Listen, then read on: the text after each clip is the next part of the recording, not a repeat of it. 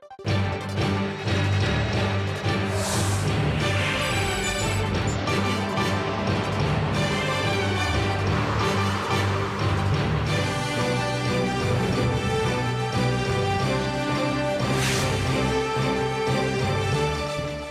very good to have you with us at this hour. I'm Daniel, Chef Arirang News. Let's start with our first story.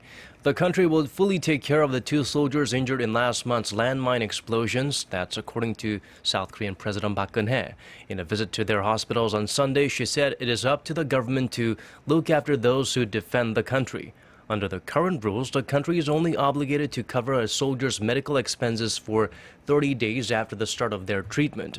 One soldier had both legs amputated and another lost his right foot after the mine blast at the demilitarized zone that are blamed on North Korea. Despite their injuries, both have expressed a desire to continue serving in the army.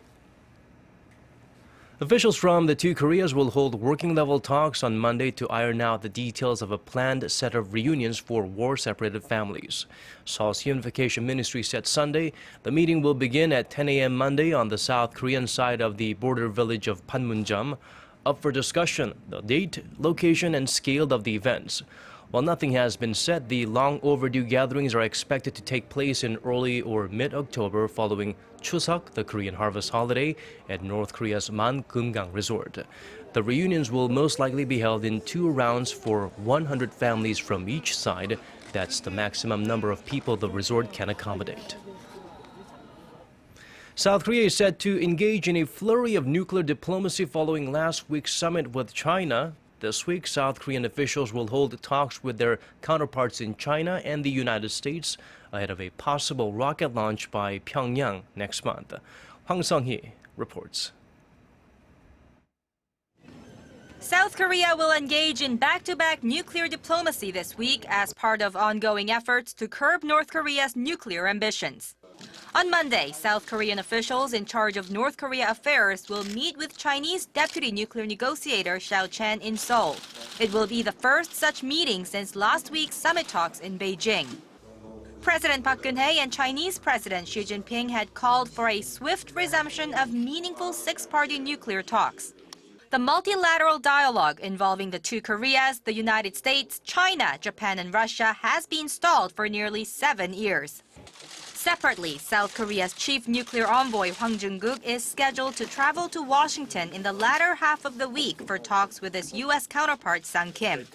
He also plans to stop in New York to meet with representatives of the 15 UN Security Council member states.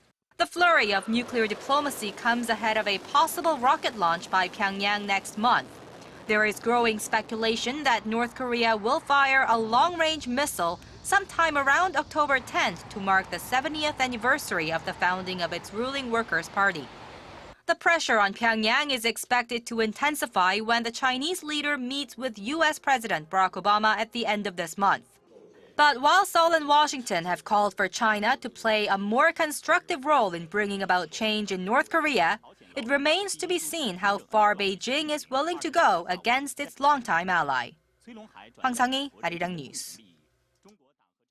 Meanwhile, North Korea is joining the chorus of voices criticizing Japan for its wartime atrocities. Seoul-based Yonhap News Agency obtained the August issue of North Korea's English-language Pictorial Korea magazine, which contains an article and photos highlighting the heinous acts committed by Japan during its colonial rule of Korea. The graphic pictures show the beheading of a young man who appears no older than a grade schooler, piles of bodies of Koreans slaughtered by the Japanese, and soldiers harassing senior citizens. The article criticizes Japan for its war crimes, saying they must never be forgotten. Turning our eyes back to South Korea, foreign investment banks and financial institutions are offering a bleak outlook for Korea in the third quarter. The negative forecasts are attributed to a slowdown in the country's exports, which have been on a continued streak of negative growth for this year. Shin Se-min has more. Korea's slowing exports are threatening its economic recovery, according to bleak third-quarter forecasts. Figures from the Korea Development Institute show that while Asia's fourth largest economy posted a moderate increase in domestic consumption and investment in July from the month before, industrial production shrank over 3% from the previous year due to weak exports. Korea's outbound shipments fell nearly 15% in August from the year before, continuing an 8-month streak of negative growth, the fastest pace of decline in 6 years. The development is likely to hinder economic growth for the heavily export-dependent economy.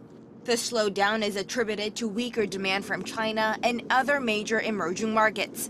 Foreign investment banks have already lowered their third-quarter growth forecast for China to an average of 6.9%, the lowest since 2009. As China is a primary destination for the largest chunk of Korea's exports, the slowdown has also tugged on Korea's economic growth outlook. Already, the Australia and New Zealand banking group has predicted that the Korean economy will expand less than 2% in the third and fourth quarters if the downward trend continues this month. Moody's Credit Rating Institute is predicting 2.1% growth in the third quarter, while research firm HIS Economics forecasts a 2% expansion. Experts say that the downward trend will continue for some time given the possible risks posed by external factors such as a possible rate hike by the U.S. Federal Reserve and the instability in global financial markets. Shin Se-min, Arirang News.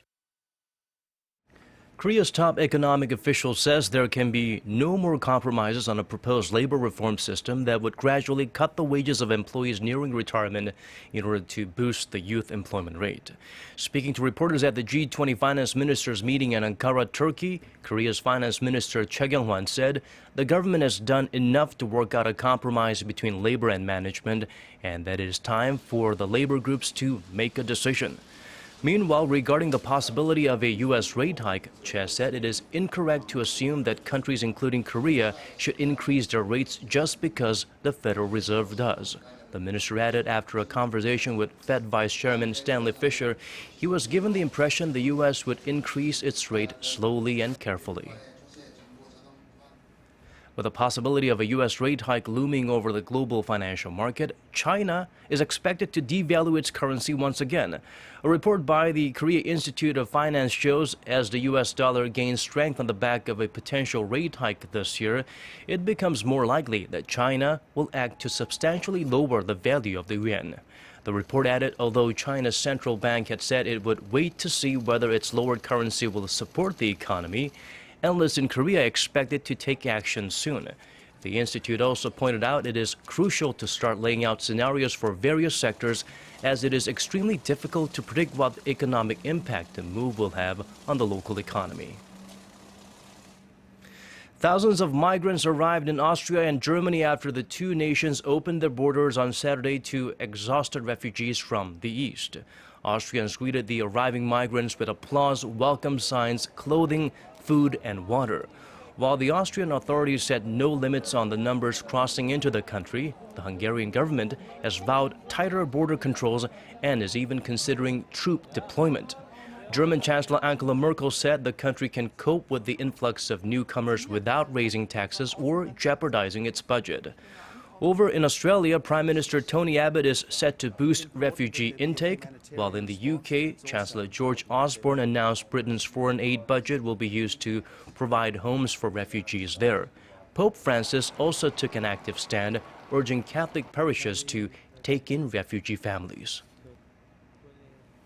And turning our focus to the fishing boat that capsized on Saturday off Korea's southern coast, the Jeju Coast Guard has confirmed 21 people were on board the vessel, 10 died, 3 have been rescued, 8 are missing, and several others remain unaccounted for.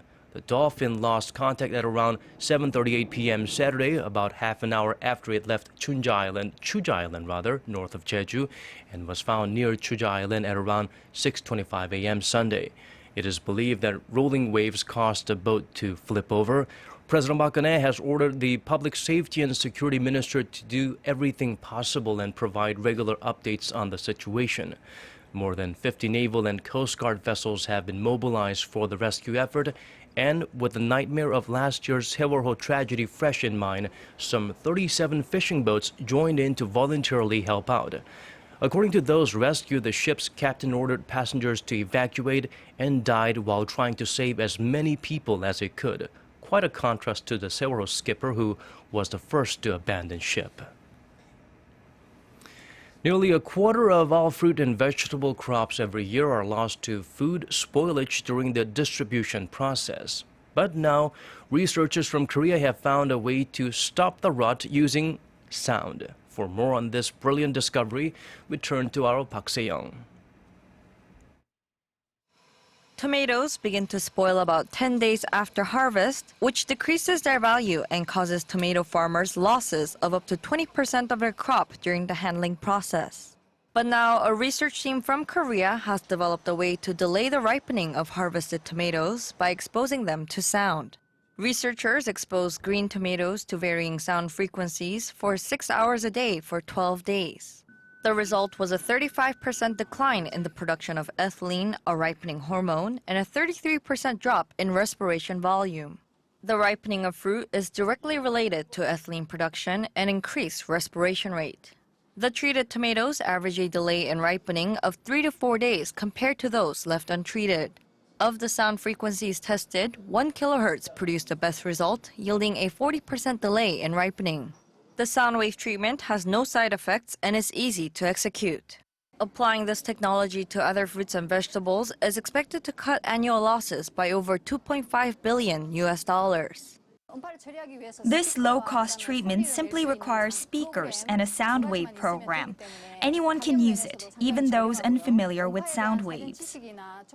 The Rural Development Administration has applied for a patent for the treatment, with plans to distribute the technology to both farms and retailers. The study was also published in the online version of the international journal Post-Harvest Biology and Technology. Park Se-young, Arirang News. And now the weather: clear skies and warm temperatures await Koreans in most parts of the nation Monday morning, with the mercury not expected to rise above 29 during the day.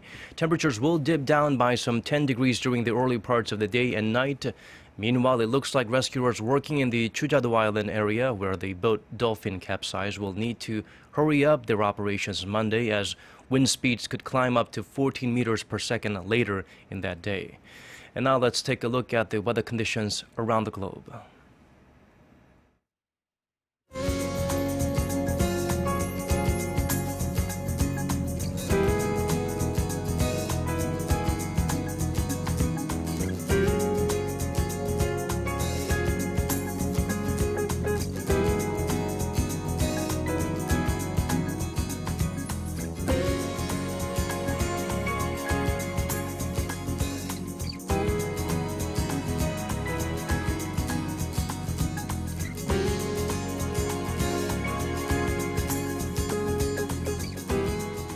And that's a wrap for us. Thank you for watching. Here's wishing you a smooth transition to a new work week.